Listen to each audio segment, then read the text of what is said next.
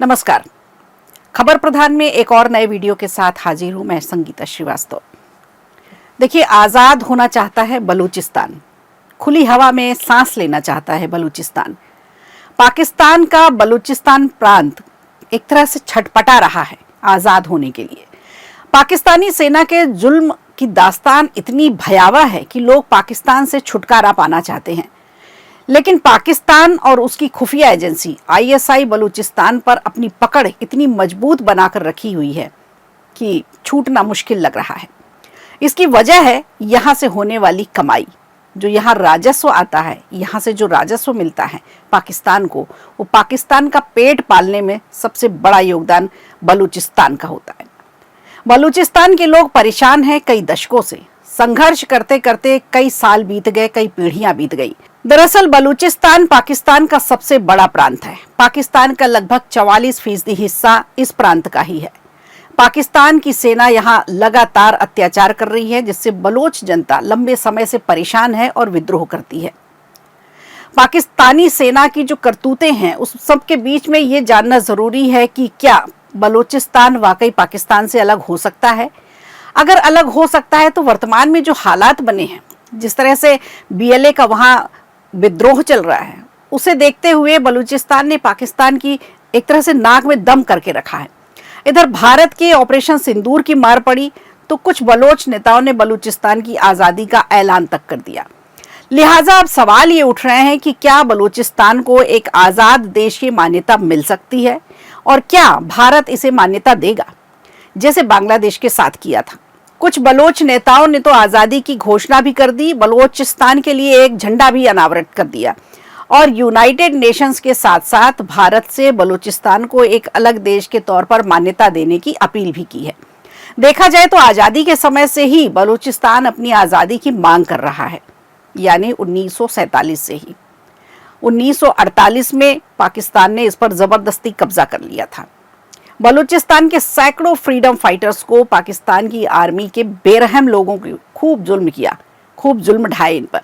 पाकिस्तान से आज़ादी के संघर्ष में कई लोगों ने अपनी जान भी गंवाई। बलोच लिबरेशन आर्मी यानी बीएलए जैसे समूह अभी भी स्वतंत्रता के लिए संघर्ष अपना जारी रखे हुए हैं और आज़ादी हासिल करने के लिए उन्होंने अब हिंसा का भी सहारा ले लिया है। बलूचिस्तान के नेताओं को भारत से काफी उम्मीदें हैं, जो पाकिस्तान के खिलाफ मदद की गुहार भी अक्सर लगाते रहते हैं। जो हालात बांग्लादेश के आज़ादी के समय बने थे, ठीक वैसे ही हालात इस समय बने हैं।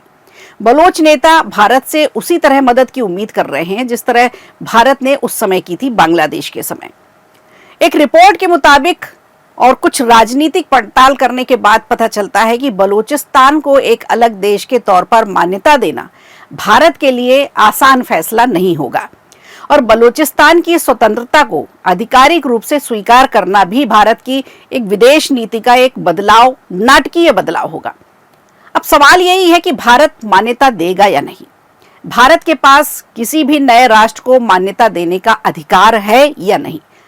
हालांकि 1971 की लड़ाई में पाकिस्तानी सेना के सरेंडर करने के बाद दिल्ली ने बांग्लादेश को एक नए देश के तौर पर मान्यता दी थी, लेकिन वो परिस्थितियां बिल्कुल अलग थी। बलूचिस्तान की स्थिति बांग्लादेश से काफी अलग है। बलूचिस्तान की मदद के लिए बलोच नेता बार बार भारत से अपील कर रहे हैं, लेकिन नई दिल्ली अभी तक इस मामले में चुप्पी साधे हुए है। कोई प्रतिक्रिया इस पर अभी तक नहीं आई है। जानकारों का कहना है कि भारत के लिए ये फैसला लेना काफी मुश्किल है।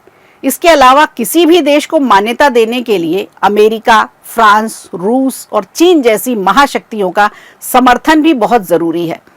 इसके अलावा अमेरिका और ब्रिटेन ने बलोच लिबरेशन आर्मी यानी बीएलए को एक आतंकवादी संगठन घोषित कर रखा है। ऐसे में इन देशों का समर्थन हासिल करना बेहद मुश्किल काम है, बशर्ते बलोच पूरी तरह से बलूचिस्तान को निकालकर बाहर फेंक दे। किसी भी नए देश को मान्यता हासिल करने के लिए कुछ शर्तें भी होती हैं। 1933 के मोंटेवीडियो कन्वेंशन के मुताबिक शर्तों को पूरा करना अनिवार्य भी होता है, जैसे बलूचिस्तान को वर्तमान में किसी भी देश या संयुक्त राष्ट्र संघ से औपचारिक मान्यता अभी तक नहीं मिली है। बलूचिस्तान को मान्यता देने का मतलब है भारत के लिए पाकिस्तान की संप्रभुता को सीधी सीधी चुनौती देना।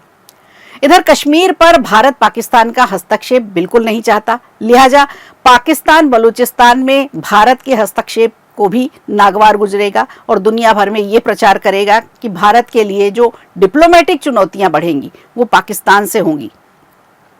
तो ये कुछ ऐसी मुश्किलें हैं जिन पर विचार किया जा सकता है, इन पर मंथन किया जाएगा। देखा जाए तो साल 1948 में पाकिस्तान ने बलूचिस्तान पर जबरन कब्जा किया था और उसने लगातार बलोच नेताओं को परेशान किया था। इधर बलूचिस्तान को मान्यता देने के भारत के किसी भी कदम को पाकिस्तान एक उकसावे के तौर पर देखेगा, उसे लगेगा उसे फिर से उकसाया जा रहा है। इसके अलावा बलूचिस्तान में चीन के अरबों डॉलर का निवेश है। बलूचिस्तान की स्वतंत्रता का भारत अगर समर्थन करता है तो उसे उस निवेश के लिए भी चीन खतरा मानेगा और भारत के लिए फिर एक मुश्किल नई खड़ी हो जाएगी, खासकर ग्वादर पोर्ट में। तो कई राजनीतिक विश्लेषकों का मानना है कि भारत एक तरफा मान्यता नहीं देगा। इसके अलावा बलूचिस्तान को मान्यता देने से ईरान और अफगानिस्तान जैसे पड़ोसी देशों के साथ भी भारत के रिश्ते खराब हो सकते हैं, जहां बलोच आबादी बहुतायत में है, ज्यादा है। वहीं अगर बलूचिस्तान मुद्दे पर भारत के ईरान से संबंध बिगड़ते हैं तो उसका सीधा सीधा असर भारत की ऊर्जा पर, भारत की सुरक्षा पर और ईरान में खासकर चबहार बंदरगाह पर मुख्य रूप से पड़ेगा। जो बुनियादी ढांचे हैं परियोजनाओं के, उन पर पड़ेगा। लिहाजा भारत फिलहाल इस तरह का जोखिम तो नहीं उठाएगा। तो फिलहाल परिस्थितियां 1971 से बिल्कुल अलग हैं। नए नियम के साथ साथ अंतर्राष्ट्रीय स्तर पर व्यापारिक और सामरिक रिश्ते भी बदल चुके हैं। तो ऐसे में अब देखना होगा कि बलोच क्या करेंगे, बलोच कैसे आज़ादी पा सकते हैं और भारत इसे कैसे मान्यता देगा या नहीं। आप क्या सोचते हैं इस पर? आपकी क्या राय है? हमें कमेंट करके ज़रूर बताइएगा। वीडियो अच्छा लगा हो तो लाइक कीजिए, शेयर कीजिए और कमेंट बॉक्स में हमें ज़रूर बताइए।